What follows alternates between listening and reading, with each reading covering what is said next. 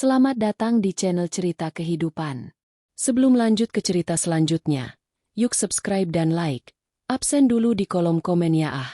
Pukul 7 malam, gerimis mulai membasahi aspal di depan rumah bergaya minimalis modern itu. Rani baru saja melepas blazer kerjanya, menyisakan kemeja sutra yang masih tampak rapi meski ia baru saja melewati rapat maraton selama 8 jam di kantor. Sebagai seorang manajer pemasaran senior, rumah ini adalah sanktuari, tempat perlindungannya dari hiruk-pikuk dunia luar. Ia baru saja hendak menyeduh teh melati favoritnya ketika suara bel rumah berbunyi berkali-kali dengan nada yang tidak sabar. Rani mengernyit. Aris, suaminya, biasanya pulang lebih malam dan selalu membawa kunci sendiri. Siapa yang bertamu di cuaca seperti ini tanpa memberi kabar? Saat pintu dibuka, pemandangan di depannya membuat jantung Rani seolah berhenti berdetak sejenak. Di sana, berdiri Ibu Widya, ibu mertuanya, lengkap dengan payung di tangan kiri dan tas jinjing besar di tangan kanan. Di belakangnya, Siska, adik ipar Rani yang berusia 22 tahun, sedang asyik dengan ponselnya sembari berdiri di samping tumpukan 3 koper besar. "Ibu? Siska, ada apa malam-malam begini?" Tanya Rani berusaha tetap sopan, meski rasa lelahnya mulai berubah menjadi kecemasan. "Aduh, Rani, bukannya disuruh masuk dulu malah ditanya-tanya di depan pintu. Dingin tahu," gerutu Ibu Widya tanpa menunggu izin. Ia langsung masuk, sepatunya yang basah meninggalkan jejak tanah di atas lantai marmer yang baru saja dibersihkan. Siska menyusul di belakang, mengunyah permen karet dengan wajah acuh tak acuh. "Hai, Kak, kamar tamu sudah siap, kan? Aku mau langsung mandi, lengket banget nih." Rani terpaku di ambang pintu. "Tunggu dulu. Kamar tamu? Apa yang terjadi?" Tepat saat itu, mobil Aris masuk ke garasi. Pria itu keluar dengan wajah yang tampak serba salah, namun segera memasang senyum tipis saat melihat istrinya yang kebingungan. Aris menghampiri Rani, memegang bahunya dengan gerakan yang biasanya cukup untuk menenangkan Rani, namun kali ini terasa seperti upaya manipulasi. "Sayang, maaf aku belum sempat bilang. Rumah ibu di kampung tiba-tiba atapnya bocor parah. Mau direnovasi total. Tidak mungkin mereka tinggal di sana sementara tukang bekerja. Jadi, aku minta mereka tinggal di sini untuk sementara," jelas Aris cepat-cepat. Rani menatap suaminya tajam. "Sementara? Aris, kita punya aturan untuk selalu mendiskusikan apapun sebelum mengambil keputusan sebesar ini. Dan kenapa kopernya sebanyak itu kalau hanya sementara?" "Halah, Rani, kamu ini sama mertua sendiri perhitungan sekali," sahut Ibu Widya dari arah ruang tamu. Beliau sudah duduk dengan nyaman di sofa bludru mahal milik Rani, sambil kakinya yang masih kotor diangkat ke atas meja kopi. "Cuma beberapa bulan saja, sampai rumah beres. Masa anak laki-laki ibu sudah sukses punya rumah besar begini, ibunya sendiri dibiarkan kehujanan di kampung?" Rani menarik napas panjang, mencoba menekan egonya. Ia tahu Aris sangat menghormati ibunya, bahkan cenderung takut. Selama 3 tahun pernikahan, Rani selalu berusaha menjadi istri yang suportif. Ia yang membayar uang muka rumah ini, ia pula yang mencicilnya setiap bulan karena gaji Aris sebagai staf administrasi di perusahaan swasta tidak akan cukup untuk gaya hidup di perumahan elit ini. Namun, ia tidak pernah memamerkan hal itu demi menjaga harga diri suaminya. "Berapa lama, Aris?" tanya Rani lirih. "Mungkin 3 atau 4 bulan. Sayang, tolonglah, demi aku. Aku tidak enak kalau harus menolak ibu," bisik Aris di telinga Rani, memberikan kecupan singkat di kening yang kali ini terasa hambar bagi Rani. Malam itu, kedamaian rumah Rani hancur seketika. Siska langsung menguasai kamar tamu lantai bawah, mengeluh karena AC-nya kurang dingin. Sementara Ibu Widya bersikeras ingin tidur di kamar lantai atas, yang sebenarnya adalah ruang kerja Rani, karena katanya pemandangannya lebih bagus. Rani terpaksa memindahkan laptop dan berkas-berkas pentingnya ke sudut meja makan. Saat ia sedang merapikan kertas kerjanya, ia mendengar percakapan pelan di dapur antara Ibu Widya dan Siska. "Lihat ini, Siska." Suara Ibu Widya terdengar penuh kekaguman yang aneh. "Kulkasnya penuh makanan mahal. Lantainya saja bisa buat ngaca. Aris benar-benar hebat ya bisa punya rumah seperti ini. Bukan Mas Aris yang hebat, Bu. Pasti ini semua uang Kak Rani, sahut Siska malas. SST, kamu diam saja. Pokoknya sekarang kita sudah di sini. Kita harus pastikan Aris yang memegang kendali. Ibu tidak suka melihat Rani yang mengatur-atur semuanya hanya karena dia punya jabatan di kantor. Istri itu tempatnya di bawah kaki suami. Rani tertegun di balik tembok. Tangannya mengepal. Ia bukan tipe wanita yang suka berkonfrontasi dengan kasar. Namun instingnya mengatakan bahwa kehadiran mereka bukan sekadar karena atap bocor. Ada sesuatu yang lebih besar yang sedang direncanakan di balik tumpukan koper itu. Saat makan malam sederhana yang Rani siapkan dengan sisa tenaganya, suasana terasa kaku. Ibu Widya terus-menerus mengkritik rasa masakannya yang dianggap terlalu hambar, sementara Siska sibuk memotret setiap sudut rumah untuk diunggah ke media sosialnya dengan caption, "Home Sweet Home, akhirnya pindah ke rumah baru." Rani melirik Aris, berharap suaminya akan menegur atau setidaknya memberikan pembelaan. Namun Aris hanya menunduk, asyik dengan ponselnya, seolah-olah ia baru saja melepaskan tanggung jawab kepemimpinan rumah tangga itu sepenuhnya kepada ibunya. Malam itu, Rani berbaring di samping Aris yang sudah tidur terlelap. Ia menatap langit-langit kamar, merasa seperti orang asing di rumah yang ia beli dengan darah dan keringatnya sendiri. Ia belum tahu bahwa malam ini adalah awal dari 1 tahun penuh penderitaan, sebuah periode di mana ia akan perlahan-lahan kehilangan hak atas rumahnya sendiri, sebelum akhirnya ia menyadari bahwa satu-satunya cara untuk menang adalah dengan membiarkan musuhnya merasa telah memenangkan perang. Rani memejamkan mata, namun pikirannya bekerja keras. Jika mereka ingin bermain peran di rumah ini, maka Rani akan mengikuti permainannya. Tapi ia bersumpah, ia tidak akan membiarkan siapapun mencuri apa yang menjadi haknya. 1 bulan berlalu sejak kedatangan Ibu Widya dan Siska, dan rumah yang dulunya adalah oase ketenangan bagi Rani kini berubah menjadi medan tempur yang melelahkan mental. Setiap sudut rumah yang dulu tertata rapi sesuai estetika minimalis favoritnya, kini mulai dipenuhi dengan barang-barang yang tidak pada tempatnya. Handuk basah tersampir di sandaran kursi kulit, bungkus camilan berserakan di meja kopi, dan aroma masakan berminyak menyengat hingga ke dalam kamar utama. Pagi itu, Rani terbangun dengan suara dentuman musik dangdut dari lantai bawah. Ia melirik jam dinding, masih pukul 5.30 pagi. Ia memiliki presentasi penting hari ini, namun tidurnya terganggu oleh kebisingan yang sengaja diciptakan. Saat ia turun ke dapur untuk membuat kopi, ia mendapati dapur dalam keadaan kacau balau. Sisa makanan semalam masih ada di piring-piring kotor yang menumpuk di wastafel. "Ibu, Siska, maaf, apa bisa piringnya dicuci setelah makan? Aku harus segera berangkat kantor dan butuh area dapur yang bersih." Rani mencoba bicara dengan nada serendah mungkin, menelan kekesalannya.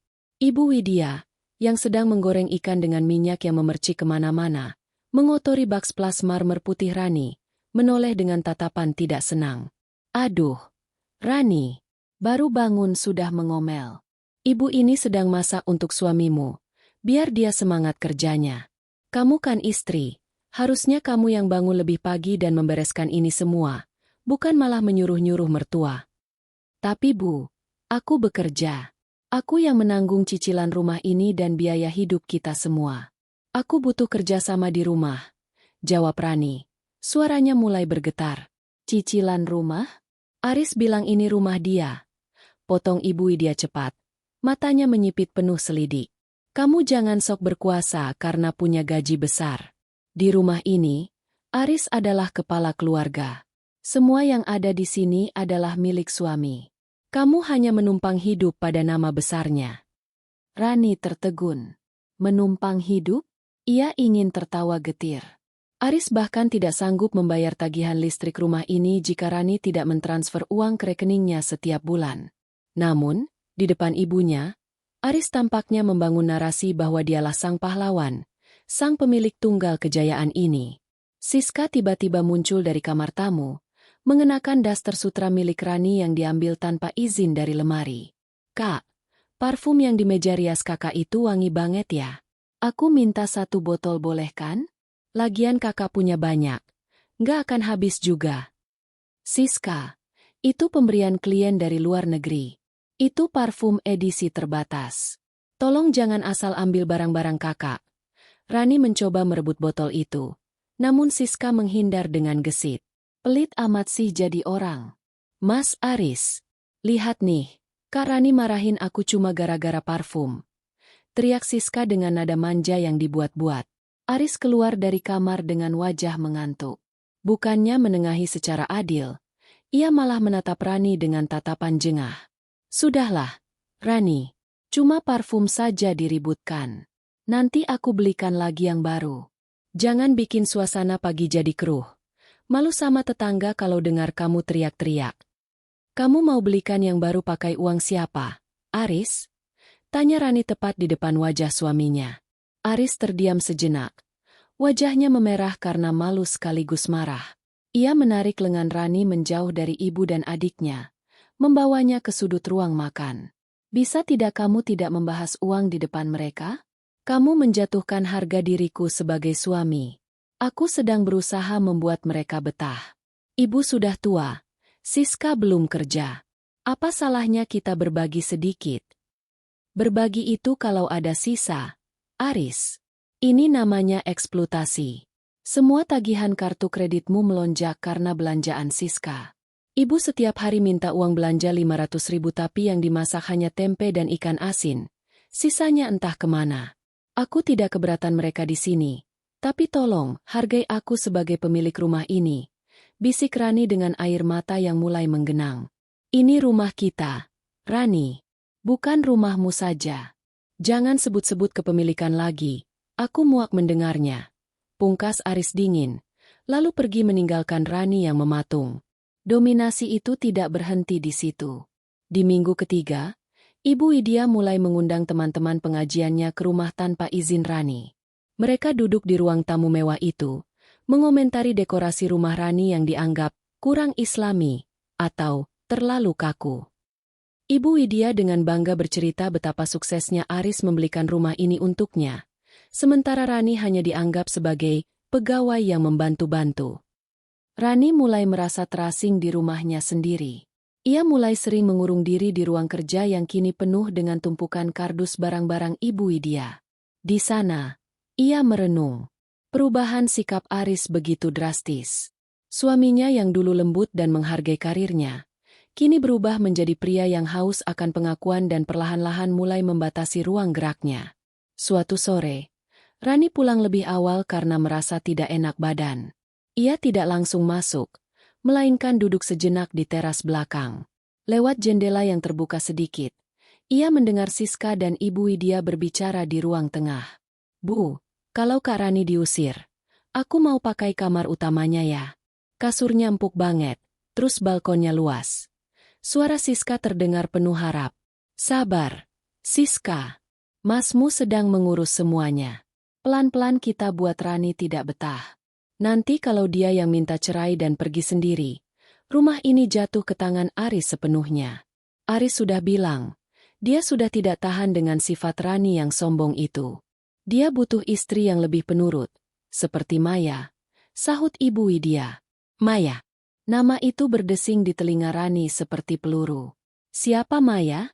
Rani merasakan dadanya sesak, seolah oksigen di sekitarnya mendadak hilang.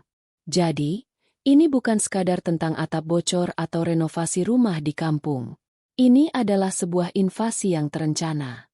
Mereka datang bukan untuk bertamu, melainkan untuk menggantikan posisinya. Rani menarik napas panjang, mencoba menenangkan detak jantungnya yang menggila. Ia menyeka air mata yang nyaris jatuh. Jika mereka menganggapnya lemah karena ia diam selama ini, mereka salah besar. Rani mengeluarkan ponselnya. Ia tidak menelepon Aris untuk marah-marah. Sebaliknya, ia menghubungi sahabat lamanya yang berprofesi sebagai pengacara properti dan detektif swasta. Halo, Bram? Aku butuh bantuanmu. Aku ingin melakukan audit rahasia atas rumahku, dan aku butuh seseorang untuk mengawasi suamiku 24 jam. Ya, mulai hari ini. Rani masuk rumah dengan wajah datar, seolah tidak mendengar apa-apa. Ia melewati Ibu Widya dan Siska yang langsung diam saat melihatnya. Rani tersenyum tipis, senyuman yang tidak sampai ke mata. Permainan baru saja dimulai. Jika mereka ingin menguasai rumahnya, mereka harus belajar bahwa setiap inci bangunan ini dibangun dengan kecerdasan yang tidak akan pernah bisa mereka tandingi. Pagi itu, suasana di meja makan terasa lebih tegang dari biasanya. Rani duduk dengan secangkir kopi hitam tanpa gula. Matanya tertuju pada layar tablet yang menampilkan rincian mutasi rekening ban miliknya. Di seberangnya, Siska sedang asyik mengoleskan selai stroberi mahal ke roti gandum dengan lapisan yang sangat tebal, seolah-olah barang itu jatuh dari langit secara gratis.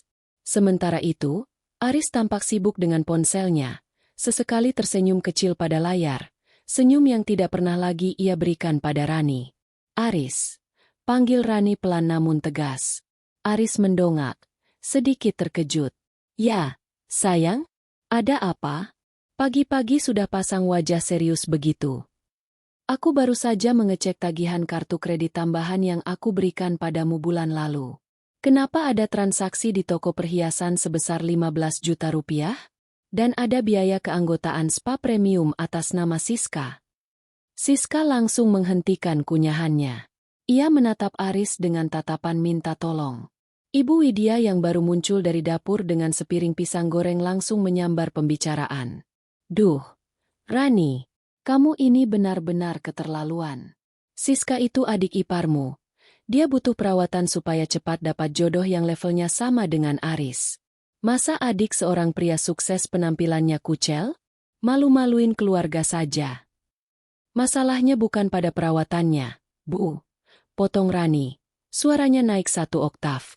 "Masalahnya adalah Siska memakai kartu kredit atas namaku tanpa izin untuk hal-hal yang bukan kebutuhan pokok. Dan Aris, perhiasan itu untuk siapa? Aku tidak merasa menerima kado apapun bulan ini." Aris berdehem. Wajahnya tampak tidak nyaman. Itu hadiah untuk ibu. Rani, ibu kan sudah menjaga rumah selama kita kerja. Aku pikir dia pantas mendapatkan apresiasi sedikit. Kenapa sih kamu harus kaku ini soal uang? Gaji kamu kan besar. Bonus kamu bulan lalu saja cukup untuk beli 10 kalung begitu." Rani menyandarkan punggungnya ke kursi, merasa kepalanya berdenyut. "Gajiku besar karena aku bekerja lembur sampai tipes tahun lalu. Aris, bonus itu rencananya untuk renovasi taman belakang yang kamu janjikan akan jadi tempat kita bersantai. Sekarang uang itu habis untuk memanjakan orang-orang yang bahkan tidak bisa mencuci piring mereka sendiri." "Cukup, Rani." Aris menggebrak meja, membuat cangkir kopi Rani sedikit berguncang. "Aku muak setiap hari mendengar keluhanmu soal uang. Kamu selalu merendahkan aku dengan gaji kamu itu. Kamu pikir aku tidak punya harga diri? Kalau kamu keberatan membiayai keluargaku, bilang saja. Tidak perlu menyindir-nyindir seperti ini." "Aku tidak menyindir. Aku sedang melakukan audit rumah tangga," balas Rani. Ibu Widya mulai terisak pelan. Sebuah drama yang sudah sangat Rani hafal polanya. "Ya Allah, begini rasanya numpang di rumah menantu yang sombong. Anakku sendiri dihina-hina di depan mataku. Lebih baik ibu pulang saja ke kampung. Biar ibu tinggal di rumah bocor daripada di sini hati ibu yang bocor karena sakit hati." "Ibu jangan bicara begitu." Aris langsung memeluk ibunya, lalu menatap Rani dengan kebencian yang nyata. "Lihat apa yang kamu lakukan? Kamu membuat ibu menangis. Kamu benar-benar tidak punya hati. Rani, pergi sana ke kantor. Cari uang sebanyak-banyaknya sampai kamu puas dengan angka-angka itu. Tapi jangan bawa sifat kikirmu itu ke dalam rumah ini." Rani terdiam. Ia tidak menangis. Rasa sakitnya sudah melewati fase air mata dan kini berubah menjadi tekad yang dingin dan membeku. Ia mengambil tasnya, berdiri, dan berjalan keluar tanpa sepatah kata pun. Di kantor, Rani tidak bisa fokus. Ia memanggil sekretarisnya, meminta semua laporan keuangan pribadi yang selama ini digabung dengan rekening rumah tangga untuk dipisahkan total. Ia juga menghubungi bank untuk memblokir semua kartu kredit tambahan yang dipegang oleh Aris dan Siska. Jika mereka ingin hidup mewah, mereka harus belajar cara membayarnya. Gumam Rani pada dirinya sendiri. Namun, Kejutan sebenarnya datang siang itu. Bram, pengacara sekaligus detektif pribadinya, mengirimkan sebuah pesan singkat berisi tautan folder cloud. Rani membukanya dengan tangan gemetar. Di dalamnya terdapat foto-foto Aris yang sedang makan siang di sebuah restoran mewah dengan seorang wanita muda yang cantik. Wanita yang tampak sangat akrab, bahkan sesekali menyuapi Aris. Bukan itu yang membuat Rani sesak napas. Yang membuat jantungnya seolah diremas adalah foto berikutnya. Aris dan wanita itu sedang berada di sebuah butik tas merek ternama. Di tangan wanita itu, tertanggung tas edisi terbaru yang harganya setara dengan 3 bulan cicilan rumah mereka. Dan di foto lain, tampak Ibu Widya dan Siska bergabung dengan mereka. Tertawa bersama seolah mereka adalah keluarga bahagia yang utuh. Jadi, uang 15 juta itu bukan untuk kalung ibu, bisik Rani. Itu untuk membayar DP tas wanita itu. Rani menelusuri data lain yang ditemukan Bram. Ternyata, selama 6 bulan terakhir, Aris telah memindahkan sebagian besar uang dari rekening bersama mereka ke sebuah rekening rahasia. Dana yang seharusnya digunakan untuk asuransi pendidikan masa depan anak mereka, jika nanti mereka punya, telah dikuras hampir habis. Rani menyandarkan kepala di meja kerjanya yang dingin. Ia merasa sangat bodoh. Selama ini ia bekerja bagai kuda, mengabaikan kesehatannya, hanya agar Aris tidak merasa rendah diri karena penghasilannya lebih kecil. Ia memberikan kemudahan finansial agar Aris merasa berdaya sebagai pria. Namun ternyata, kebaikannya justru menjadi modal bagi Aris untuk membangun kerajaan lain dengan wanita lain, di bawah restu ibu dan adiknya sendiri. 1 tahun. Itulah waktu yang direncanakan Ibu Widya dalam percakapan yang Rani curi dengar tempo hari. Mereka berencana menguras habis aset Rani, membuat Rani stres hingga meminta cerai, lalu menguasai rumah ini melalui jalur hukum yang sudah mereka siapkan secara licik. Rani menarik napas panjang, lalu menghembuskannya perlahan. Ia membuka laptopnya dan mulai mengetik sebuah dokumen baru. Judulnya bukan lagi laporan pemasaran, melainkan strategi pengosongan aset dan pemulihan hak milik. Kalian ingin dompetku? Rani tersenyum pahit ke arah layar. Silakan ambil sisanya. Karena setelah ini, aku tidak akan hanya menutup dompetku, tapi aku akan memastikan kalian bahkan tidak punya lantai untuk berpijak. Sore itu, Rani pulang dengan wajah yang sangat tenang. Ia bahkan membawakan martabak kesukaan Ibu Widya dan Siska. Ia bersikap seolah tidak terjadi apa-apa di meja makan tadi pagi. Ia membiarkan Aris merasa bahwa gertakannya berhasil membuat Rani tunduk. Rani butuh waktu. Ia butuh mereka merasa sangat nyaman dan sangat berkuasa, sampai mereka lupa untuk waspada. Karena predator yang paling berbahaya adalah ia yang membiarkan mangsanya merasa sedang memenangkan perburuan. Suasana rumah kini terasa seperti panggung sandiwara yang melelahkan. Rani, yang biasanya vokal dan tegas, kini lebih banyak diam dan mengamati. Ia memainkan peran sebagai istri yang takut kehilangan dengan sangat sempurna. Perubahan sikap ini rupanya membuat Aris, Ibu Widya, dan Siska merasa di atas angin. Mereka mengira gertakan Aris di meja makan tempo hari telah berhasil mematahkan semangat Rani. Namun, di balik diamnya, Rani sedang membangun sebuah sistem pengawasan digital yang tak kasat mata. Sebagai seorang yang melek teknologi, ia tahu bahwa bukti paling jujur tidak akan datang dari mulut manusia, melainkan dari jejak yang mereka tinggalkan di ruang privat. Suatu sore, saat rumah kosong karena Ibu Widya dan Siska pergi berbelanja, tentu saja menggunakan sisa saldo di kartu kredit Aris yang belum sempat Rani blokir seluruhnya, Rani memanggil teknisi ahli. Ia memasang kamera mikro yang tersamar sempurna di beberapa titik vital, di sudut ruang tamu yang menghadap ke meja makan, di lorong lantai 2, dan yang paling krusial, di balik vas bunga di kamar tamu yang kini sering digunakan Aris untuk bekerja lembur di rumah. Malam harinya, Rani duduk di ruang kerjanya yang kini sempit karena penuh kardus. Ia membuka laptop, menghubungkan koneksi ke peladen tersembunyi. Layar terbagi menjadi 4 kotak hitam putih yang kemudian berubah menjadi warna yang tajam. Rani memasang headphone. Suara di dalam rumah terdengar jernih. Bu, si Rani kayaknya beneran sudah kapok.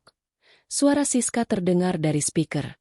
Ia sedang duduk di sofa ruang tamu sambil mencoba sepatu hak tinggi baru. Tadi aku minta uang buat beli kemeja baru.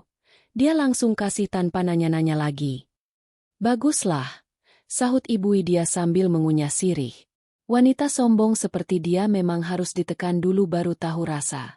Dia pikir dengan uang dia bisa mengatur kita? Aris sudah janji, kalau semua tabungan sudah pindah ke rekening rahasia itu, dia akan segera mengurus surat-surat rumah ini. Katanya ada kenalan di kantor notaris yang bisa bantu balik nama tanpa perlu tanda tangan Rani. Darah Rani berdesir dingin. Balik nama tanpa tanda tangan? Itu ilegal. Tapi ia tahu Aris punya relasi yang cukup licin di masa lalunya. Ia mencatat percakapan itu, memastikan rekaman tersimpan dengan aman di cloud. Pukul 11 malam, Aris masuk ke kamar tamu. Ia tidak tahu bahwa setiap gerakannya terpantau. Rani melihat suaminya mengunci pintu, lalu merebahkan diri di tempat tidur.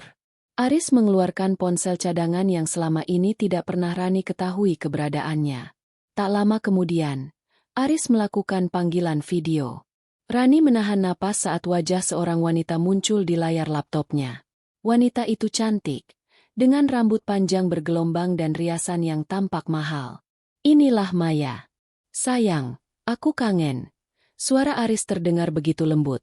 Nada yang sudah bertahun-tahun tidak ia gunakan untuk Rani. Sabar ya, sedikit lagi. Rani sudah mulai tenang. Dia pikir aku masih mencintainya. Ibu dan Siska juga sudah membantu menguras asetnya pelan-pelan. Maya tertawa. Suaranya terdengar manja namun tajam. Aku bosan menunggu, Mas. Kamu janji bulan depan kita sudah bisa tinggal di rumah itu. Aku tidak mau ya kalau harus berbagi dapur dengan istri tuamu yang kaku itu.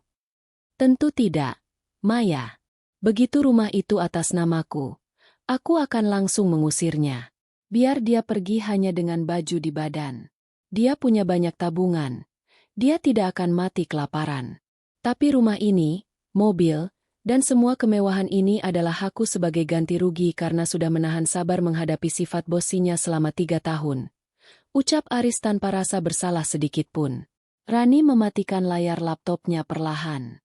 Ia melepaskan headphone dan duduk di kegelapan. Ada rasa mual yang hebat menjalar di perutnya. Mendengar pria yang pernah ia cintai dan ia dukung karirnya berbicara seperti itu terasa lebih menyakitkan daripada tamparan fisik.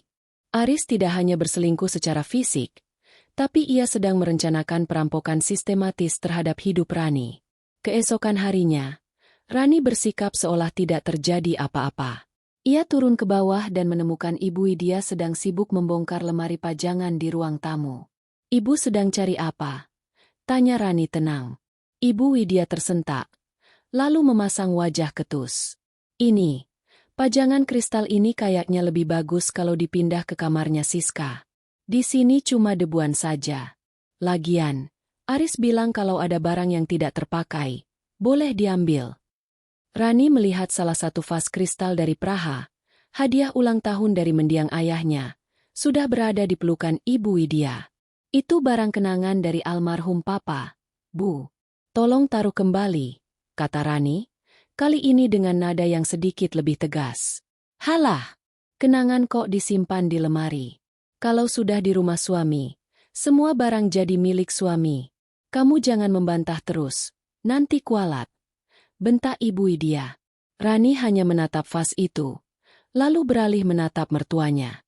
Baiklah, kalau ibu merasa itu milik ibu, silakan ambil. Rani membiarkan Ibu Widya pergi dengan kemenangan kecil itu. Ia tahu, vas itu tidak seberapa dibanding apa yang akan hilang dari mereka nantinya. Rani kemudian berangkat ke kantor, namun tujuannya bukan ke gedung pemasarannya. Ia pergi menemui Bram di sebuah kafe tersembunyi. Bram, aku punya rekaman mereka merencanakan pemalsuan dokumen balik nama rumah, kata Rani sambil menyerahkan sebuah flash disk. Dan aku ingin kamu mulai mencari tahu tentang notaris kenalan, Aris itu. Aku ingin semua bukti ini matang. Bram mengangguk. Rani, ini sudah masuk ranah pidana. Kamu bisa melaporkan mereka sekarang juga. Belum, Bram. Belum saatnya. Jawab Rani dengan mata yang berkilat dingin. Kalau aku lapor sekarang, Mereka hanya akan dipenjara atau sekadar pergi. Aku ingin mereka merasa sudah memiliki segalanya, merasa sudah berada di puncak kemenangan. Lalu aku akan menarik karpet dari bawah kaki mereka tepat saat mereka hendak merayakan kejayaan itu. Rani kembali ke rumah sore itu dengan membawa sebuah kotak besar. Di dalamnya adalah sebuah tas branded tiruan kualitas tinggi yang sangat mirip dengan milik Maya yang ia lihat di foto tempo hari. Ia meletakkan tas itu dengan sengaja di kursi ruang makan. Benar saja, hanya butuh waktu 5 menit bagi Siska untuk menemukannya. Wah, tas baru lagi, Kak? Ini bukannya yang dipakai artis-artis itu ya? Tanya Siska dengan mata berbinar penuh dengki. Oh, itu. Iya.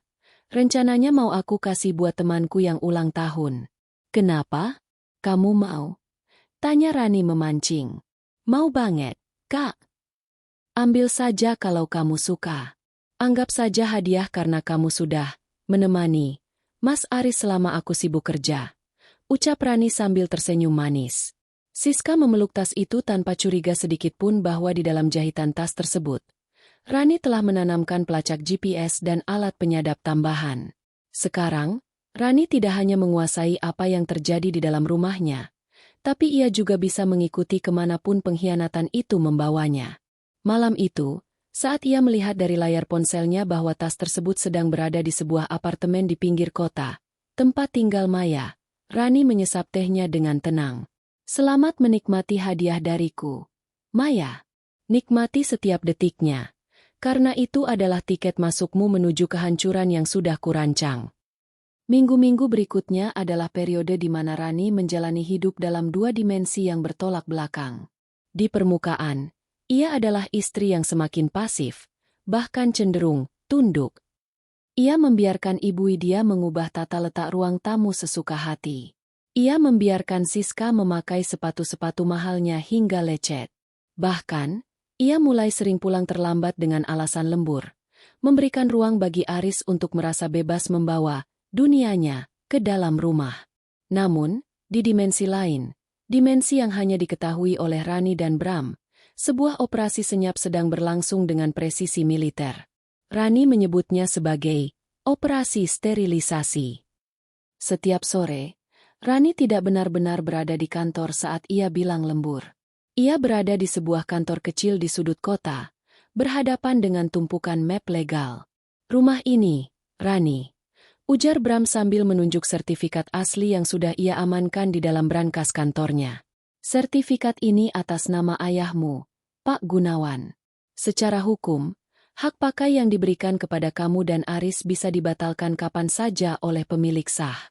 Aris mungkin sedang berusaha memalsukan dokumen balik nama, tapi tanpa sertifikat asli ini, dia hanya akan berakhir dengan dokumen palsu yang bisa menyeretnya ke penjara.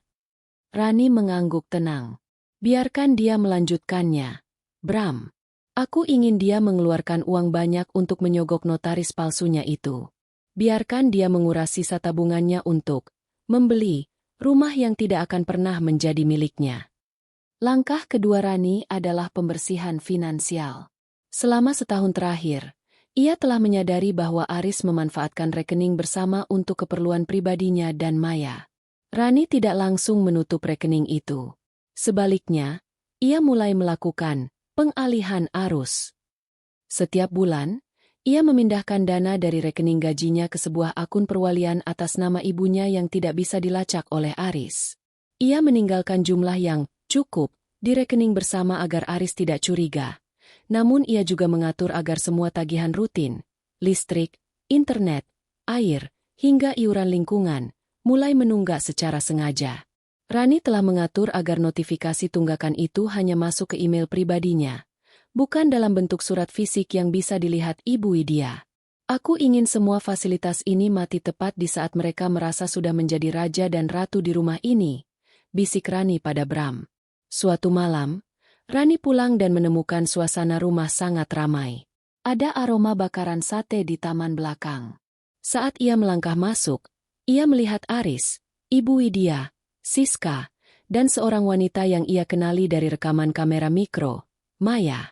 Mereka sedang tertawa sembari mengangkat gelas di area kolam renang. Oh, Rani, kamu sudah pulang. Sapa Aris dengan nada santai, tanpa rasa bersalah sedikit pun. Ini Maya, teman kantorku. Dia sedang membantu Siska mencari peluang bisnis. Jadi aku undang makan malam. Maya berdiri, mengulurkan tangan dengan senyum kemenangan yang tersirat. Halo, Mbak Rani. Maaf ya, main masuk saja. Mas Aris bilang Mbak Rani sibuk sekali. Jadi kami tidak mau mengganggu. Rani menyambut tangan itu. Dingin. Tidak apa-apa. Maya, anggap saja rumah sendiri. Toh, sepertinya kalian sudah merasa begitu, kan? Ibu Widya menimpali dengan nada ketus. Ya memang harusnya begitu. Aris kan kepala keluarga. Siapapun tamu Aris, ya tamu rumah ini juga. Kamu jangan pasang wajah lelah begitu. Tidak enak dilihat tamu. Rani hanya tersenyum tipis. Ia bahkan menawarkan diri untuk mengambilkan minuman tambahan. Saat di dapur, ia melihat ponsel Aris tergeletak di meja pantry. Dengan gerakan cepat yang sudah ia latih, Rani menempelkan sebuah perangkat kecil yang mampu mengkloning data chat dalam hitungan detik. Sambil menunggu data terunduh, ia memperhatikan mereka dari balik jendela dapur. Mereka tampak seperti keluarga bahagia. Aris merangkul Maya saat Ibu Widya bercerita tentang rencana mereka merenovasi taman belakang dengan uang yang sebentar lagi akan cair. Rani tahu uang apa yang dimaksud. Aris sedang berusaha mencairkan asuransi jiwa atas nama Rani dengan memalsukan tanda tangannya, mengklaim bahwa mereka butuh dana darurat untuk pengobatan. Kalian benar-benar tidak punya batas ya, gumam Rani. Langkah terakhir Rani di babak persiapan ini adalah memindahkan barang-barang berharganya yang asli. Selama 2 minggu, ia mencicil membawa perhiasan, tas koleksi terbatas, dan dokumen-dokumen penting ke sebuah unit apartemen kecil yang ia sewa atas nama asistennya. Ia mengganti barang-barang di rumah dengan barang tiruan atau barang berkualitas rendah yang terlihat serupa. Ibu Widya dan Siska, yang matanya hanya tertuju pada merek dan kemewahan lahiriah, tidak menyadari bahwa tas yang mereka pamerkan ke tetangga kini hanyalah barang KW super. Mereka tidak tahu bahwa perhiasan di kotak rias Rani kini hanyalah zirkon, bukan berlian asli. Malam itu, setelah tamu-tamunya pulang dan rumah kembali sepi, Rani duduk di tepi tempat tidur. Aris masuk dengan wajah berseri-seri. Rani, bulan depan adalah ulang tahun pernikahan kita yang keempat, kan? Aku punya kejutan besar untukmu, kata Aris sambil mencoba memeluknya. Rani menghindar dengan halus, berpura-pura mengantuk. Oh ya? Kejutan apa? Pokoknya ada. Sesuatu yang akan mengubah hidup kita selamanya. Kita akan memulai lembaran baru, tanpa beban, tanpa hutang, ucap Aris penuh percaya diri. Rani menatap mata suaminya. Ia melihat keserakahan yang tertutup topeng kasih sayang. Ia tahu apa kejutan itu. Surat cerai dan pengusiran setelah Aris merasa berhasil membalik nama rumah ini. Aku juga punya kejutan untukmu, Aris, jawab Rani dalam hati. Sesuatu yang akan membuatmu ingat seumur hidup bahwa kamu tidak pernah boleh meremehkan wanita yang sudah membangunkan tangga untuk kesuksesanmu. Rani mematikan lampu kamar. Di kegelapan, ia melihat lampu indikator kecil dari kamera tersembunyi di sudut plafon yang berkedip merah, seperti matanya yang kini terjaga, menunggu waktu yang tepat untuk menerkam. Persiapan sudah 90%. Kini ia hanya perlu menunggu saat di mana mereka sendiri yang akan membuka pintu kehancuran itu lebar-lebar. Waktu 1 tahun yang direncanakan Ibu Widya hampir mencapai puncaknya. Atmosfer di dalam rumah kini benar-benar berubah. Tidak ada lagi usaha untuk berpura-pura ramah atau menyembunyikan niat buruk. Seiring dengan Aris yang merasa, proyek balik nama rumahnya hampir selesai, keberanian Ibu Widya dan Siska pun berlipat ganda. Mereka tidak lagi bersikap seperti tamu, melainkan seperti pemilik sah yang sedang berusaha menyingkirkan benalu. Sore itu, Rani pulang dan menemukan pemandangan yang menyayat hati di halaman depan. Beberapa tanaman anggrek langka milik mendiang ibunya, yang telah ia rawat selama bertahun-tahun dengan penuh kasih, tergeletak di dekat tempat sampah. Pot-pot keramiknya pecah, dan posisinya digantikan oleh deretan tanaman plastik murahan yang berwarna mencolok. Rani menarik napas panjang, mencoba menenangkan detak jantungnya. Ia melangkah masuk rumah dan menemukan Ibu Widya sedang berdiri di tengah ruang tamu, mengarahkan seorang tukang untuk menurunkan lukisan abstrak besar yang merupakan hadiah kelulusan Rani. "Ibu, apa-apaan ini?" tanya Rani dengan suara tenang namun menyimpan ketegasan yang mematikan. Ibu Widya menoleh. Dagunya terangkat tinggi. "Oh, sudah pulang kamu? Ini, lukisan suram ini tidak cocok dengan aura rumah baru Aris. Kami mau ganti dengan kaligrafi emas besar yang baru ibu beli. Lagi pula, barang-barang lama ini hanya memenuhi rumah saja." "Itu barang saya, Bu. Saya yang membelinya. Saya yang menempatkannya di sana," ujar Rani. Siska muncul dari dapur sambil membawa segelas jus jeruk, mengenakan salah satu gaun sutra Rani yang sebenarnya sudah Rani ganti dengan versi imitasi tanpa sepengetahuan mereka. "Duh, Kak Rani, jangan berisik kenapa sih? Mas Aris sudah bilang kalau rumah ini mau direnovasi total. Semua barang kakak yang gak level lagi sudah aku kumpulin di kardus dekat gudang. Kalau mau diambil, ambil saja sekarang sebelum dibuang tukang sampah besok pagi." Rani menoleh ke arah lorong menuju gudang. Di sana, tumpukan kardus berisi buku-buku, bingkai foto keluarga, dan pakaian kantor Rani ditumpuk secara sembarangan. Beberapa buku tampak basah terkena tumpahan air. "Di mana Aris?" tanya Rani dingin. "Mas Aris sedang keluar dengan Maya. Mereka sedang melihat-lihat furnitur baru untuk ruang tamu ini," jawab Siska dengan senyum kemenangan yang lebar.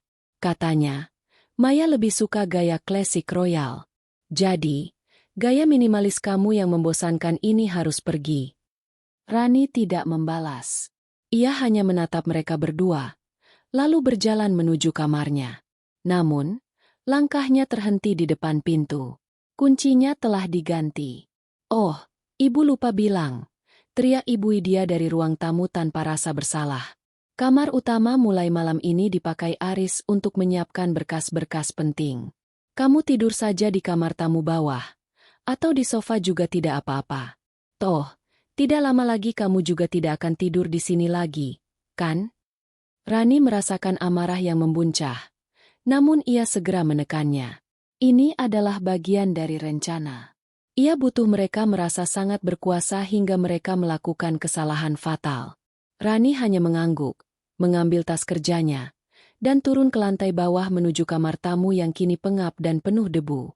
Malam harinya, Aris pulang. Ia tidak sendiri. Maya bersamanya. Mereka masuk rumah dengan tertawa keras. Seolah-olah Rani tidak ada di sana. Rani berdiri di ambang pintu kamar tamu, memperhatikan suaminya yang tampak begitu pongah. "Aris, kita perlu bicara," kata Rani. Aris menghentikan tawanya, menatap Rani dengan tatapan meremehkan yang belum pernah ia tunjukkan sebelumnya. "Bicara apa lagi, Rani? Soal uang? Soal rumah? Aku sudah lelah mendengar keluhanmu." "Dengar, aku sudah konsultasi dengan pengacara. Sebagai suami, aku punya hak penuh atas aset keluarga. Dan kamu sudah tidak relevan lagi dalam rencana masa depanku." Maya bergelayut di lengan Aris, menatap Rani dari atas ke bawah. "Mas, sudahlah. Jangan kasar-kasar. Kasihan Mbak Rani. Dia pasti stres karena karirnya mulai merosot, kan? Aku dengar di kantor Mbak lagi banyak masalah." Rani tersenyum tipis. Ia tahu Maya sedang mencoba memprovokasi. Faktanya, karir Rani justru sedang di puncak karena ia baru saja menutup kontrak besar, yang uang komisinya langsung ia alirkan ke rekening rahasia. "Aku hanya ingin memastikan satu hal, Aris," ucap Rani tenang.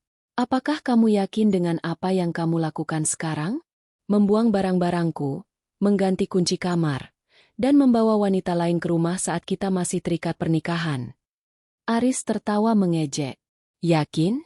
Aku lebih dari yakin. Besok adalah hari besar. Semua bukti bahwa aku adalah penyokong utama rumah ini sudah lengkap. Kamu hanya perlu bersiap-siap untuk angkat kaki. Sejujurnya, aku sudah muak melihat wajahmu yang selalu merasa paling benar hanya karena punya uang." Ibu Widya dan Siska bergabung di ruang tamu, membentuk barisan yang seolah-olah mengadili Rani. "Sudah, pergi masuk ke kamarmu yang sempit itu, Rani," usir Ibu Widya. "Besok pagi, Kamu akan melihat siapa penguasa rumah ini yang sebenarnya. Jangan coba-coba menyentuh barang di ruang tamu. Semuanya sudah menjadi milik keluarga kami. Rani berbalik dan menutup pintu kamar tamu. Di dalam ruangan yang remang-remang itu, ia membuka ponselnya. Ia melihat notifikasi dari bank. Tunggakan listrik dan air sudah mencapai batas akhir. Pemutusan akan dilakukan besok pagi pukul 9. Ia juga melihat pesan dari Bram. Sertifikat palsu yang dibuat Aris sudah terdeteksi di sistem notaris bodong itu. Polisi sudah siap bergerak saat ada upaya eksekusi dokumen. Semua asetmu sudah aman di apartemen baru. Rani merebahkan dirinya di kasur yang keras. Ia bisa mendengar tawa mereka dari lantai atas, suara denting gelas, dan rencana-rencana jahat yang mereka diskusikan dengan suara keras, sengaja agar Rani mendengarnya. Mereka merasa telah memenangkan perang. Mereka merasa telah berhasil menginjak-injak harga diri Rani hingga ke tanah. Tertawalah sepuas kalian malam ini, bisik Rani pada kegelapan. Sebab besok, saat matahari terbit, kalian akan menyadari bahwa istana yang kalian banggakan ini hanyalah sebuah panggung pasir yang siap runtuh saat aku menarik satu helai benang. Ia memejamkan mata dengan tenang, sementara di luar kamar, keangkuhan keluarga Aris mencapai puncaknya, tidak menyadari bahwa mereka sedang berpesta di atas bom waktu yang sedang berdetak menuju angka 0. Malam itu adalah malam yang paling panjang bagi Rani. Di balik pintu kamar tamu yang lembab, ia tidak tidur. Ia menghabiskan waktu dengan memastikan setiap detail dalam folder digitalnya terenkripsi dengan aman. Dari pengeras suara kamera tersembunyi yang terhubung ke ponselnya, ia masih bisa mendengar sayup-sayup suara tawa dari lantai atas. Mereka sedang merayakan kemenangan prematur dengan botol-botol minuman mahal yang dibeli menggunakan kartu kredit Aris, kartu yang sebenarnya sudah mencapai batas limit, namun sengaja Rani biarkan lolos untuk transaksi terakhir ini. Pagi harinya, suasana rumah terasa sangat dingin, bukan karena udara, melainkan karena kebencian yang sudah tidak lagi disembunyikan. Pukul 8 pagi, Rani keluar dari kamar tamu dengan pakaian kerja yang sederhana, kemeja putih dan celana hitam. Ia tidak membawa tas kantor besarnya, hanya sebuah tas jinjing kecil dan satu koper kabin yang isinya hanya baju-baju dasar. Saat ia sampai di ruang tamu, ia mendapati sidang keluarga sudah menunggunya. Aris duduk di kursi tunggal utama, Ibu Widya di sofa kanan, dan Siska di sofa kiri. Maya berdiri di samping Aris, tangannya bertumpu di bahu suaminya dengan pose menantang. "Bagus, kamu sudah bangun," ujar Aris tanpa basa-basi. Ia melemparkan sebuah map coklat ke atas meja kopi. Itu adalah surat pernyataan bahwa mulai hari ini, hak huni dan pengelolaan rumah ini sepenuhnya jatuh ke tanganku. Aku juga sudah mendaftarkan gugatan cerai ke pengadilan. Rani menatap map itu tanpa menyentuhnya. Atas dasar apa, Aris? Rumah ini dibeli dengan uangku. Uangmu? Jangan melucu. Siska menyela dengan tawa melengking. Semua orang tahu Mas Aris itu sukses. Ibu juga saksinya, Mas Aris yang selalu kasih uang belanja besar. Kamu itu cuma pajangan di sini, Rani. Sekarang, pajangannya sudah tidak laku karena ada Mbak Maya yang jauh lebih cantik dan punya koneksi orang kaya. Ibu Widya berdiri, berjalan mendekati Rani dengan wajah memerah. Pergi kau dari rumah ini, Rani. Ini rumah suamimu. Dia sudah mempunyai calon istri lagi yang lebih darimu. Kamu hanya akan menjadi pembawa sial kalau tetap di sini. Lihat saja, sejak kamu sering mengeluh soal uang, rejeki Aris jadi terhambat. Ibu, saya yang membiayai operasi katarak ibu tahun lalu. Saya yang membelikan Siska mobil yang sekarang dia pakai. Apa ibu benar-benar lupa? Suara Rani tetap tenang, namun matanya menatap tajam ke arah mertuanya. Itu kewajibanmu sebagai menantu. Jangan diungkit-ungkit. Bentak Ibu Widya. Sekarang, ambil kopermu dan keluar. Aku tidak mau melihat wajahmu lagi saat sarapan. Aris berdiri, melangkah mendekat hingga jarak mereka hanya terpaut beberapa sentimeter. Rani, aku tidak mau ada keributan. Keluar dengan baik-baik, atau aku akan memanggil satpam perumahan untuk menyeretmu. Rumah ini sudah resmi menjadi milikku berdasarkan dokumen yang kupunya. Rani menatap Aris lama, seolah sedang melihat orang asing yang baru ia temui. Kamu benar-benar ingin aku pergi sekarang, Aris? Sekarang juga, sahut Maya dengan nada sombong. Mas Aris butuh udara bersih di rumah ini. Dan kunci rumahnya tolong ditaruh di meja. Kamu tidak berhak lagi memilikinya. Rani tersenyum tipis, senyuman yang membuat Aris sedikit ragu sejenak. Namun ia segera menepis perasaan itu. Rani meletakkan kunci rumah di atas meja dengan denting logam yang terdengar nyaring di ruangan yang tiba-tiba sunyi. Baiklah, aku pergi, ucap Rani singkat. Ia menarik koper kecilnya melewati mereka semua. Saat ia sampai di ambang pintu, ia berhenti sejenak tanpa menoleh ke belakang. Oh, satu hal lagi, kata Rani. Kalian bilang Maya lebih dariku, kan? Aku harap itu benar. Karena mulai detik ini, semua beban yang selama ini kupikul sendiri, kini sepenuhnya menjadi tanggung jawab kalian. Selamat menikmati istana ini. Halah, banyak bicara. Pergi sana, teriak Siska sambil membanting pintu tepat di belakang punggung Rani. Bra! Rani berdiri di teras rumahnya untuk terakhir kali sebagai istri. Ia melihat ke arah gerbang perumahan, di mana sebuah mobil hitam sudah menunggunya. Di dalam mobil itu, Bram sudah duduk dengan laptop yang menyala. Sudah selesai? Tanya Bram saat Rani masuk ke mobil. Sudah. Mereka sudah mengusirku secara fisik. Itu yang kubutuhkan untuk laporan perbuatan tidak menyenangkan dan pengusiran paksa terhadap pemilik sah. Jawab Rani. Ia melirik jam di pergelangan tangannya. Pukul 8.55. Bram, nyalakan sistemnya sekarang. Bram menekan beberapa tombol di keyboardnya. Sistem diputus. Listrik, air, dan koneksi internet cadangan mati dalam 3, 2, 1. Dari kejauhan, Rani bisa melihat lampu teras rumahnya yang tadi menyala tiba-tiba padam. Ia tahu di dalam sana, AC akan berhenti berfungsi, pompa air akan mati, dan yang paling penting, semua gerbang elektronik akan terkunci dalam mode emergency lockdown karena sistemnya telah diretas kembali ke kendali Rani. Pagi ini mereka akan mendapatkan kejutan yang sudah mereka bangun sendiri, gumam Rani. Ia menyandarkan kepalanya di kursi mobil, menutup matanya sejenak saat mobil itu melaju meninggalkan kompleks elit tersebut. Untuk pertama kalinya dalam 1 tahun, ia merasa bisa bernapas lega. Ia tidak kalah. Ia hanya sedang mundur beberapa langkah untuk melihat bangunan megah penuh kepalsuan itu runtuh dengan sendirinya. Pagi itu, di dalam rumah yang kini gelap dan pengap, Aris dan keluarganya masih merasa menang. Mereka tidak tahu bahwa di luar sana, tim audit, petugas bank, dan pihak kepolisian sedang bersiap menuju alamat mereka dengan membawa tumpukan fakta yang akan menghancurkan hidup mereka dalam hitungan jam. Rani membuka matanya kembali. Kilatan dingin di netranya sudah hilang, digantikan oleh ketenangan seorang pemenang yang sesungguhnya. Sekarang, mari kita lihat seberapa lebih Maya saat dia menyadari bahwa pangerannya hanyalah seorang pecundang dengan tumpukan hutang. Di dalam rumah yang baru saja mereka bersihkan, dari sosok Rani, Ibu Widya, Siska, dan Maya tengah menikmati euforia kemenangan. Aris duduk di meja makan, merasa seperti raja yang baru saja mengamankan tahtanya. Namun, keheningan yang janggal tiba-tiba menyergap.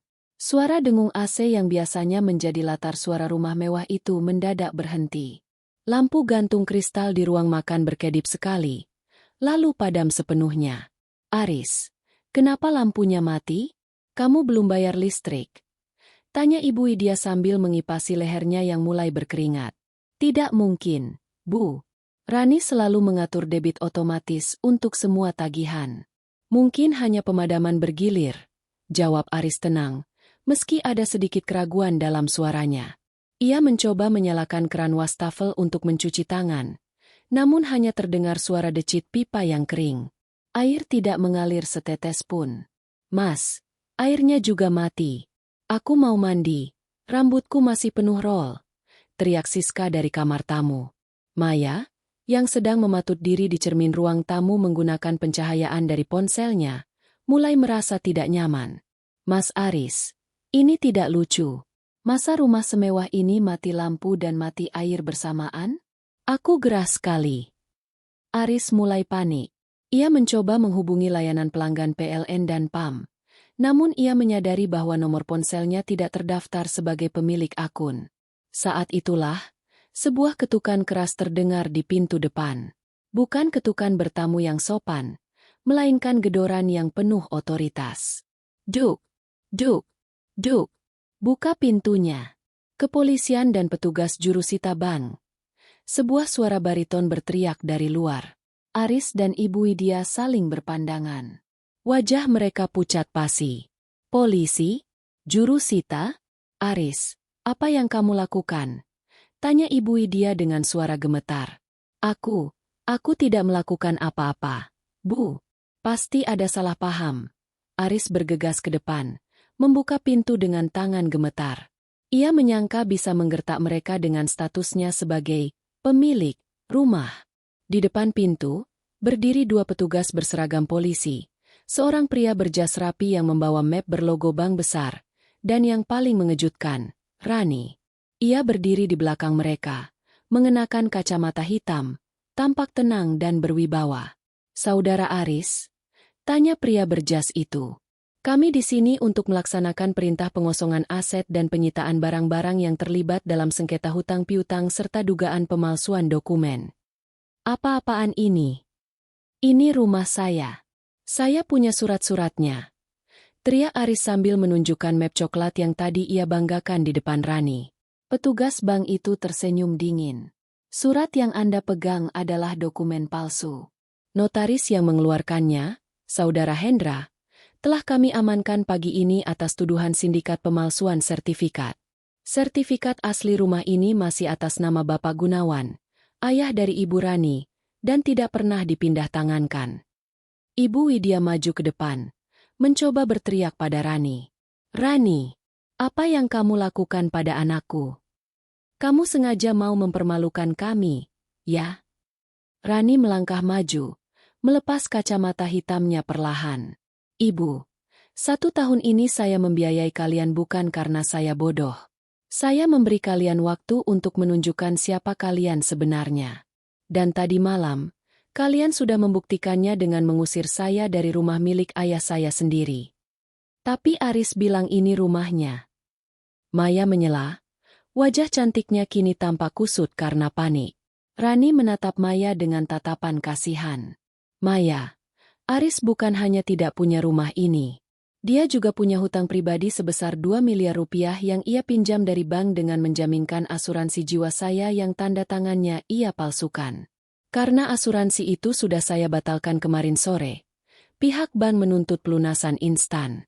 Jika tidak, semua aset yang ada di bawah namanya, termasuk mobil yang sering kamu pakai, akan disita sekarang juga.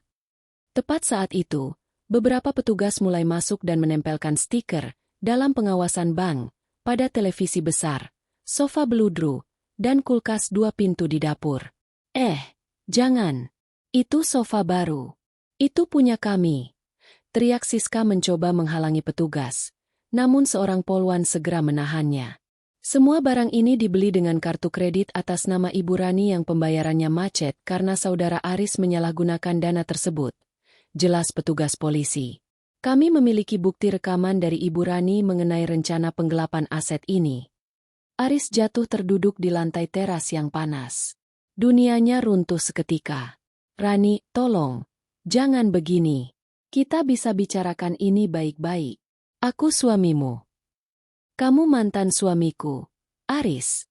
Gugatan cerai yang kamu sombongkan tadi malam sudah aku terima. Dan aku akan memastikan prosesnya berjalan sangat cepat dengan bukti perselingkuhanmu yang lengkap di tangan pengacaraku.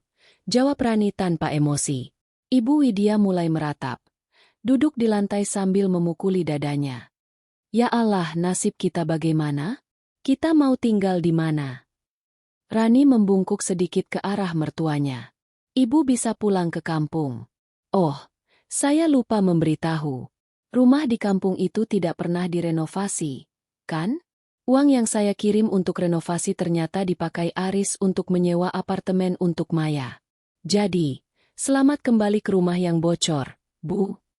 Maya, yang menyadari bahwa pangerannya ternyata adalah seorang penipu yang jatuh miskin, langsung mengambil tasnya, yang ternyata juga tiruan pemberian Rani, dan mencoba menyelinap pergi. Namun, Rani menghalanginya. Mau kemana, Maya? Tas itu juga bagian dari barang yang akan disita karena dibeli dengan uang hasil penggelapan asuransi. Silakan tinggalkan tas itu di sini jika tidak ingin dibawa ke kantor polisi sebagai penadah barang curian. Dengan wajah merah padam karena malu ditonton oleh tetangga yang mulai berkerumun, Maya melempar tas itu ke arah Rani dan lari terbirit-birit menuju jalan raya, meninggalkan Aris yang masih merayap di lantai. Pagi yang tadinya diharapkan menjadi awal kejayaan bagi keluarga Aris, kini berubah menjadi adegan memilukan di mana mereka harus mengemasi baju-baju mereka ke dalam kantong plastik sampah di bawah pengawasan polisi. Rani berdiri di sana, memperhatikan satu persatu barang-barangnya diamankan, merasa bahwa keadilan tidak hanya datang, tapi ia datang dengan cara yang sangat elegan. Matahari semakin tinggi, menyengat kulit Aris yang kini bersimbah peluh di teras rumah yang sudah tidak lagi ia kuasai. Suasana di depan rumah itu kini mirip tontonan sirkus bagi para tetangga di perumahan elit tersebut. Mereka yang dulu sering melihat Ibu Widya dan Siska pamer barang belanjaan, kini berbisik-bisik sambil menunjuk-nunjuk ke arah kantong plastik sampah berisi pakaian yang dilemparkan petugas dari dalam rumah. Rani, aku mohon. Kamu tidak mungkin sekejam ini pada suamimu sendiri, rintih Aris, mencoba meraih ujung sepatu Rani. Aku hilaf. Aku hanya ingin terlihat hebat di depan ibu dan Siska. Aku melakukan ini semua demi harga diriku sebagai lelaki. Rani menarik kakinya mundur, menatap Aris dengan tatapan yang lebih dingin daripada es. Harga diri tidak dibangun dari uang hasil memeras istri, Aris. Harga diri dibangun dari kerja keras. Sesuatu yang sudah lama kamu lupakan sejak kamu merasa nyaman hidup di atas punggungku. Di tengah kekacauan itu, sebuah mobil sedan perak berhenti di depan gerbang. Seorang pria paruh baya dengan setelan jas safari turun dengan wajah tegang. Aris mengenalnya. Itu adalah Pak Baskoro, ayah Maya yang katanya adalah seorang pengusaha properti besar. Orang yang menurut Aris akan menjadi kunci kesuksesannya di masa depan. Pak Baskoro, tolong saya, teriak Aris, mencoba berdiri dan berlari ke arah pria itu. Maya tadi pergi. Ada kesalahpahaman di sini, Pak. Pak Baskoro tidak menatap Aris dengan rasa kasihan. Sebaliknya, ia melayangkan sebuah tamparan keras ke pipi Aris hingga pria itu tersungkur kembali. Bajingan kau, teriak Pak Baskoro. Mana Maya? Mana anak sialan itu? Dia mencuri sertifikat tanah perusahaan saya dan dia bilang dia memberikannya padamu untuk dijadikan jaminan bisnis. Dan kamu bilang kamu adalah pemilik perusahaan pemasaran besar.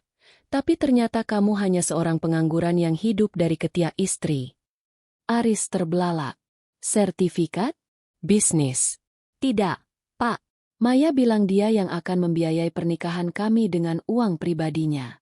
Dia bilang dia punya tabungan miliaran. Rani, yang berdiri beberapa langkah di belakang mereka, melipat tangannya di dada. Ia menatap Bram yang baru saja selesai menelepon seseorang. Bram, silakan sampaikan faktanya, ujar Rani tenang. Bram melangkah maju, membuka sebuah map digital di tabletnya. Saudara Aris, sepertinya Anda dan Maya adalah pasangan yang serasi dalam hal kebohongan. Maya bukanlah anak pengusaha kaya. Dia adalah asisten pribadi Pak Baskoro yang sudah dipecat karena penggelapan dana. Dan Pak Baskoro di sini bukan datang untuk menolong Anda, melainkan untuk melaporkan Anda sebagai kaki tangan Maya dalam pencurian dokumen perusahaan. Apa? Siska berteriak dari balik pagar, memeluk tas KW-nya yang kini tampak kusam. Jadi Maya itu miskin? Dia bilang dia mau membiayai aku kuliah di luar negeri. Dia membohongimu, Siska. Sama seperti dia membohongi Mas Emyu. Rani menimpali dengan nada datar. Kalian semua terjebak dalam delusi yang kalian ciptakan sendiri. Kalian mengusir saya demi seorang wanita yang sebenarnya sedang mencari mangsa baru untuk menutupi hutang-hutangnya sendiri. Sayangnya, Maya salah pilih mangsa. Dia pikir Aris kaya, padahal Aris hanya mencuri dariku. Aris menatap kosong ke aspal. Kenyataan itu menghantamnya lebih keras daripada penyitaan rumah ini.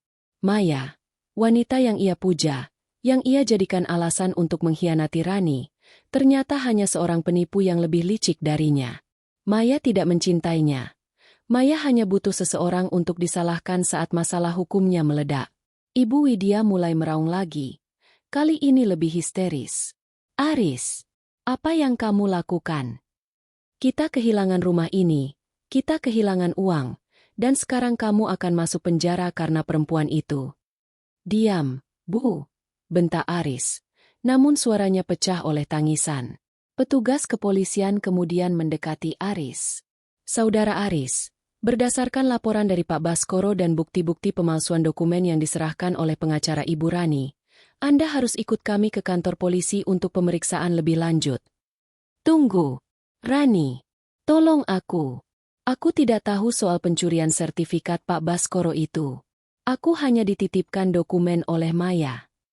Aris meronta saat borgol melingkar di pergelangan tangannya. Rani hanya diam.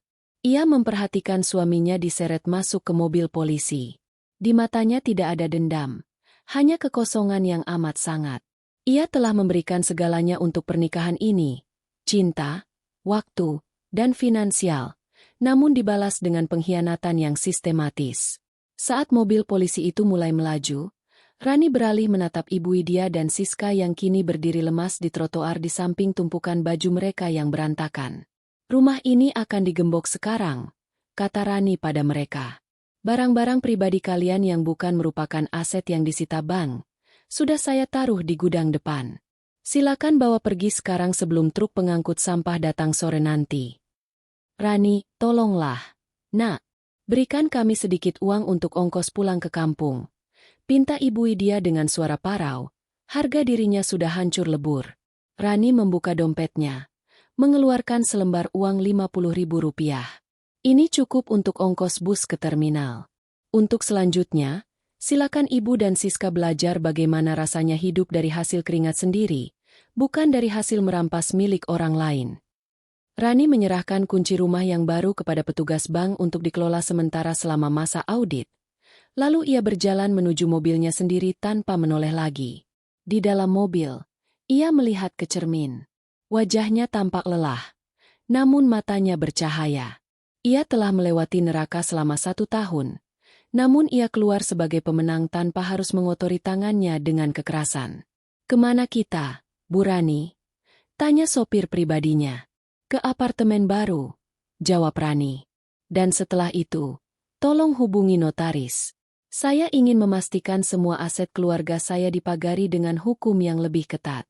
Saya tidak akan pernah membiarkan pintu rumah saya terbuka untuk orang-orang yang tidak tahu cara berterima kasih lagi. Rani menyandarkan kepalanya, melihat rumah besarnya menjauh dari pandangan. Rumah itu kini hanya sebuah bangunan kosong, sama seperti perasaannya pada Aris. Namun di balik kekosongan itu, Rani tahu ia punya masa depan yang jauh lebih cerah, bebas dari benalu-benalu yang selama ini mengisap hidupnya. 3 bulan telah berlalu sejak badai di teras rumah itu mereda. Pagi ini, Rani berdiri di balkon apartemen barunya yang menghadap ke arah Cakrawala Kota. Apartemen ini tidak seluas rumah lamanya, namun setiap sudutnya memancarkan ketenangan yang selama ini ia rindukan. Tidak ada lagi suara musik dangdut yang memekakan telinga di pagi hari, tidak ada aroma minyak goreng yang menempel di gorden, dan yang paling penting, tidak ada lagi toksisitas yang menguras energinya. Rani menyesap kopi hitamnya, kali ini dengan sedikit gula, simbol bahwa hidupnya mulai terasa manis kembali. Di atas meja kerjanya, sebuah map biru berisi salinan putusan pengadilan agama telah resmi menyatakan dirinya sebagai wanita lajang. Proses perceraian itu berjalan lebih cepat dari perkiraan karena bukti perselingkuhan dan penipuan yang diajukan Rani begitu telak sehingga pihak Aris tidak memiliki celah untuk melawan. Ponselnya bergetar. Sebuah pesan dari Bram masuk, berisi laporan akhir mengenai operasi sterilisasi miliknya. Rani, rumah lama sudah berhasil dilelang untuk menutupi hutang-hutang Aris ke bank.